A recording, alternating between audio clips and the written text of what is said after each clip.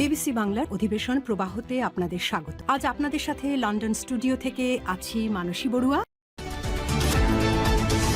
বাংলাদেশের সর্বশেষ গুরুত্বপূর্ণ আপডেট সংবাদে আপনাকে স্বাগত। শুরুতেই সংবাদ শিরোনাম, পরে বিস্তারিত। প্রথমেই জানাবো আমাদের হাতে থাকা সর্বশেষ গুরুত্বপূর্ণ সবথেকে তাজা আপডেট সংবাদ। আঙ্গুলের নির্দেশ এক্সপান্স করার সুযোগ নেই বললেন স্পিকার। সংসদে আঙ্গুলি নির্দেশ করার বিষয়ে এক্সপান্স করার যে দাবি উঠল, স্পিকার হাফিজউদ্দিন আহমেদ বলেছেন যে আঙ্গুলি নির্দেশ এক্সপান্স করা যাবে না। অসংসদীয় বক্তব্য থাকলে তা পরীক্ষা করে দেখা হবে। এদিকে স্বরাষ্ট্রমন্ত্রী বললেন, পশ্চিমবঙ্গে নির্বাচনের পর থেকে বিএসএফের ৩৬টি পুশিন চেষ্টা প্রতিরোধ করা হয়েছে। স্বরাষ্ট্রমন্ত্রী সালাউদ্দিন আহমেদ বলেছেন যে ২০২৪ সালের ৫ই আগস্ট হতে পর্যন্ত বিএসএফের পুশিনকৃত ২৩৬৯ জনের মধ্যে ২১৭৫ জনকে সংশ্লিষ্ট থানায়, ১১ জনকে বিএসএফের কাছে এবং ১৮৩ জনকে পুশব্যাক করা হয়েছে। জানাবো সংসদে কওমি আলেম ওলামাদের জন্য বাজেট বরাদ্দের দাবি মুফতি মোহাম্মদুল্লাহর। ময়মনসিংহ ২ আসনের সংসদ সদস্য মুফতি মোহাম্মদুল্লাহ বলেছেন যে বিএনপির সূচনা থেকে এই দেশে কওমি ঘরানার প্রতিটি মানুষ বিএনপির সঙ্গে ছিল, এখনও আছে। জাতীয় সংসদ অধিবেশনে তিনি এই কথা বলেছেন। মুফতি মোহাম্মদুল্লাহ আরও বলেছেন যে বিগত সময়ে কওমি ঘরানার মানুষের জন্য বরাদ্দের কোনো কথা কখনোই আসেনি। এবার আমরা ভেবেছিলাম বিএনপি যেহেতু ইসলামপন্থী এবং ইসলামী মূল্যবোধে বিশ্বাসী দল, তারা নিগোষ্ঠীকে অর্থনৈতিক বরাদ্দের মধ্যে এনেছে, তাই তাদের জন্য আলেম ওলামাদের কথা বিবেচনা করে তাদের জন্য বরাদ্দ করা উচিত। এরপর জানাবো তিস্তা নদীতে আরেকটি ব্যারেজ নির্মাণের পরিকল্পনা রয়েছে বললেন প্রধানমন্ত্রী। তিস্তা ব্যারেজ নির্মাণের পরিকল্পনার কথা জাতীয় সংসদে জানিয়েছেন প্রধানমন্ত্রী ও সংসদ নেতা তারেক রহমান। তিনি বলেছেন যে শুষ্ক মৌসুমে তিস্তার পানি ধরে রাখার জন্য আমাদের আরেকটি তিস্তা ব্যারেজের বিকল্প নেই, তাই এটি নিয়ে পরীক্ষা নিরীক্ষা করা হচ্ছে। খুব দ্রুতই এসব বিষয়ে গুরুত্বের সঙ্গে দেখানো হবে। যদি এই ধরনের কার্যক্রম আসলে চলতে থাকে তাহলে সেটি আমাদের সবার জন্য এক ভয়াবহ বিপর্যয় ঘটবে। তাই আমরা আরেকটি তিস্তা ব্যারেজ দিয়ে আমরা কৃষকদের দুর্দশা ঘোচাতে চাই। এবং সর্বশেষ জানাবো হকার উচ্ছেদের প্রতিবাদে রাজপথে নামলেন মমতা। বিজেপি সরকার ক্ষমতা আসার পরই পশ্চিমবঙ্গ জুড়ে হকার উচ্ছেদ। লাগাতার এই হকার উচ্ছেদের প্রতিবাদে ফের মাঠে নেমেছেন সাবেক মুখ্যমন্ত্রী মমতা বন্দ্যোপাধ্যায়। ঘটনায় মমতার সঙ্গে সবাই রয়েছে বলে তারা নিশ্চিত করেছে। প্রিয় দর্শক, এতক্ষণ শুনছিলেন সংবাদ শিরোনাম, এবারে বিস্তারিত। তবে তার আগে বন্ধুরা অনুরোধ থাকবে এই সংবাদটিতে একটি লাইক দিন। এই চ্যানেলে আপনি নতুন হয়ে থাকলে আমাদের সংবাদটি দেখতে দেখতে চ্যানেলটি সাবস্ক্রাইব করে রাখুন। কমেন্ট করে বন্ধুরা আপনার মূল্যবান মতামত জানিয়ে দিন আপনি বিশ্বের কোন দেশ থেকে বা বাংলাদেশের কোন স্থান থেকে আমাদের সংবাদটি দেখছেন এবং শুনছেন। আর বন্ধুরা, সংবাদটি আপনার সোশ্যাল মিডিয়া ফেসবুকে শেয়ার করে বন্ধুদেরও দেখার সুযোগ করে দিন। আজকের এই সংবাদ সম্পর্কে আপনার মূল্যবান মতামত কমেন্ট বক্সে কমেন্ট করে জানিয়ে দিন। গাজা যুদ্ধে আপনি যদি নিরীহ ফিলিস্তিনিদের ভালোবেসে থাকেন বন্ধুরা, কমেন্টে ইয়েস লিখে পুরো বিশ্ববাসীকে আমাদের এই তাজা আপডেটটি দেখার সুযোগ করে দিন। এবারে বিস্তারিত।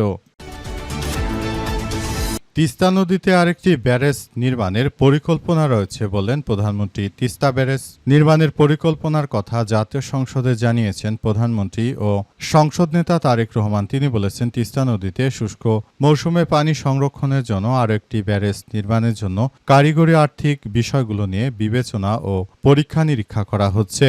এ সময় প্রধানমন্ত্রী তারেক রহমান আরও জানান যে আমরা মূলত বাংলাদেশে যে বিষয়গুলো রয়েছে সেগুলো খুব সুন্দরভাবে গড়ে তোলার পক্ষপাতিত্ব করি। আমরা মনে করি বাংলাদেশ যেহেতু কৃষি প্রধান দেশ, কৃষকদের প্রতিটি কার্যক্রম আমরা সর্বাত্মকভাবে সহযোগিতা করতে চাই। যারা কৃষক রয়েছেন এবং যারা দেশ নিয়ে ভাবেন, যারা দেশের জন্য কাজ করেন, তাদেরকে আমরা বলতে চাই যে আপনারা আপনাদের জায়গা থেকে কাজ করুন। সরকার আপনাদের নিয়ে অনেক বেশি ভাবে, আপনাদের নিয়ে চিন্তা ভাবনা করে কিভাবে ফসলের দাম বাড়ানো যায়, কিভাবে আপনাদেরকে সহযোগিতা করা যায়, সব বিষয় নিয়ে আমরা ভেবে থাকি বলে জানান তিনি। এ সময় তিনি আরো জানিয়েছেন যে এই তিস্তা প্রকল্পগুলো আমাদের দেশের জনগণের জন্য খুবই গুরুত্বপূর্ণ একটি বিষয়। আমরা মনে করি যে তিস্তা প্রকল্প নিয়ে আসলে মূল বিষয়গুলো আলোচনা হওয়া উচিত। আমরা তাই তিস্তার এই বিষয়গুলো নিয়ে সবাই খুবই গুরুত্ব সহকারে কার্যক্রম চালাচ্ছি বলে জানান তিনি। এ সময় তিনি আরও জানান, যারা সংসদে রয়েছেন তাদেরকে একটি কথা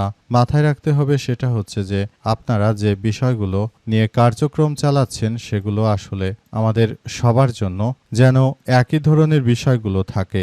বিরোধী দল বলে কাউকে হেয় করা, ছোট করা, এসব মানসিকতা থেকে আপনাদেরকে বেরিয়ে আসতে হবে বলে জানান প্রধানমন্ত্রী। তিনি আরও জানান, আমরা চাই বাংলাদেশটা সবার বাংলাদেশ, সুন্দর বাংলাদেশ। আমরা এমন একটি বাংলাদেশ গড়ে তুলতে চাই যে বাংলাদেশে কোনো হানাহানি, মারামারি বা কোনো ধরনের সমস্যা থাকবে না, এমন একটি সুন্দর ও সম্প্রীতির একটি আধুনিক রাষ্ট্র কাঠামো আমরা গড়ে তুলতে চাই বলে জানিয়েছেন তারেক রহমান। আঙ্গুলের নির্দেশ এক্সপান্স করার সুযোগ নেই বললেন স্পিকার। সংসদে আঙ্গুল নির্দেশনা করার বিষয়ে এক্সপান্স করার দাবি উঠলে স্পিকার হাফিজউদ্দিন আহমেদ বলেছেন, আঙ্গুল নির্দেশ এক্সপান্স করা যায় না। অসংসদীয় বক্তব্য থাকলে তা পরীক্ষা করে দেখা হবে। বুধবার জাতীয় সংসদের বাজেট আলোচনার এক পর্যায়ে নেত্রকোনা 3 আসনের সংসদ সদস্য রফিকুল ইসলাম হিলালির দাবির জবাবে স্পিকার এই রুলিং দিয়েছেন। রফিকুল ইসলাম তার বক্তব্যে বলেছেন যে গত রোববার বিরোধী দলের একজন সিনিয়র সংসদ সদস্য মাদক, মদ ও সিগারেট নিয়ে কথা বলতে গিয়ে বলেছেন, এই সংসদে যারা রয়েছে তার পেছনের সারিতে তারা মাদক গ্রহণ করেন না। আমাদের দিকে আঙ্গুল নির্দেশনা দিয়েছিলেন যে মাদক গ্রহণ ওনারা করেন না, আমরা করি। তিনি বলেন, আমরা কখনো সরকারি দলের সদস্য হোক, বিরোধী দলের সদস্য হোক, সম্মানহানি হয় এমন ধরনের কোনো কথাই বলি না। সুতরাং আপনারা যারা আমাদের বিরুদ্ধাচারণ করছেন, আপনাদেরকে বলতে চাই বিষয়গুলো থেকে আপনাদেরকে অবশ্যই বেরিয়ে আসতে হবে। যদি এটি আপনারা করতে না পারেন সেক্ষেত্রে আমাদের সবার জন্য এক দুঃখজনক পরিস্থিতি অপেক্ষা করছে বলে জানান স্পিকার।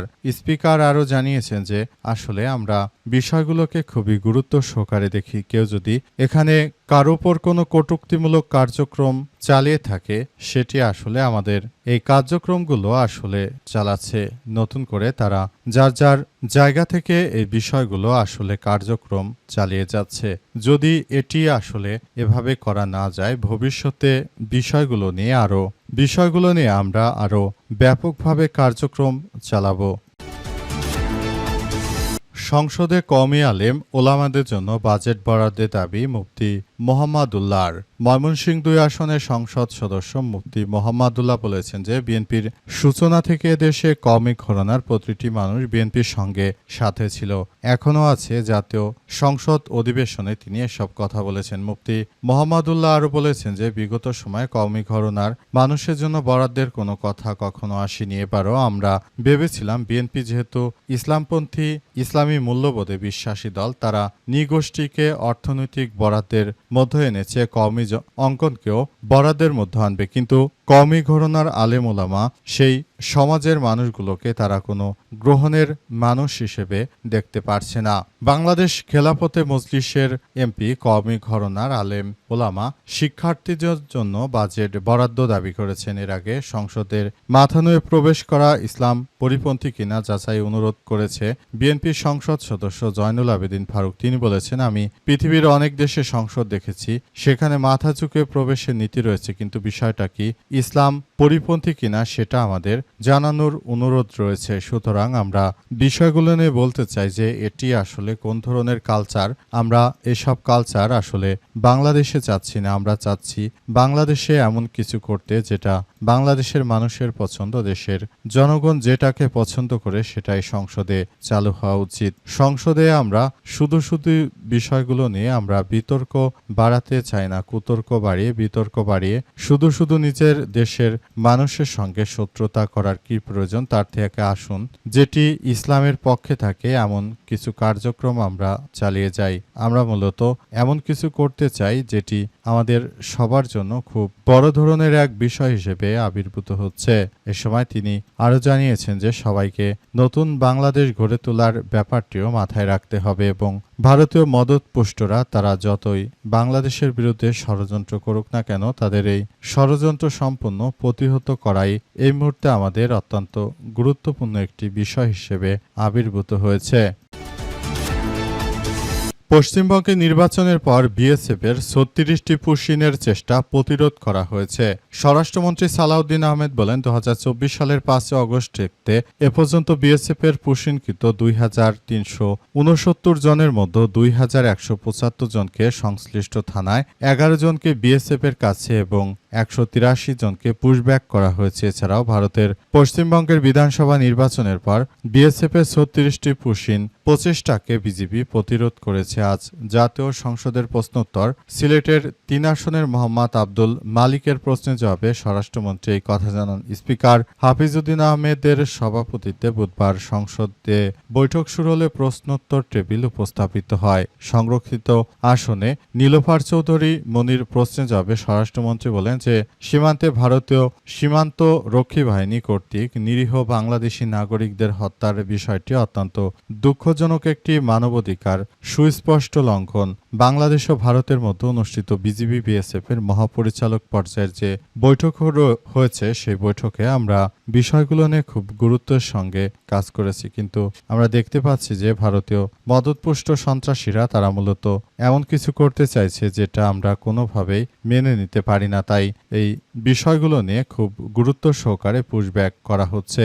ভারতীয় মদতপুষ্টরা তারা মূলত যে ধরনের কার্যক্রম আসলে চালাতে চায় সেটি সারা বিশ্বের বুকে এক বিপজ্জনক কার্যক্রম হিসেবে অভিহিত করা হোক, কারণ তারা বাংলাদেশকে অস্থিতিশীল করার মধ্য দিয়ে মূলত তাদের বিভিন্ন বিষয় নিয়ে তারা একযোগে কাজ করতে চাইছে। তাই তাদের এই বিষয়গুলো থেকে সবাইকে এখনই কার্যক্রম চালিয়ে যেতে হবে। যদি তারা এই বিষয়গুলো নিয়ে সবাই একসাথে কাজ না করে, ভারত যদি বাংলাদেশকে সহযোগিতা না করে, তাহলে ভবিষ্যতে ভারতকেও আমরা সহযোগিতা করব না। এটাই আমাদের চূড়ান্ত এবং ফাইনাল কথা। তাই এখন এসব বিষয় নিয়ে আমরা ভাবছি না। আমরা ভাবছি যে যেহেতু ভারতের সঙ্গে আলাপ আলোচনা করা হচ্ছে, তাই আলোচনার মাধ্যমে বিষয়গুলো আমরা মূলত উপস্থাপন করতে চাই।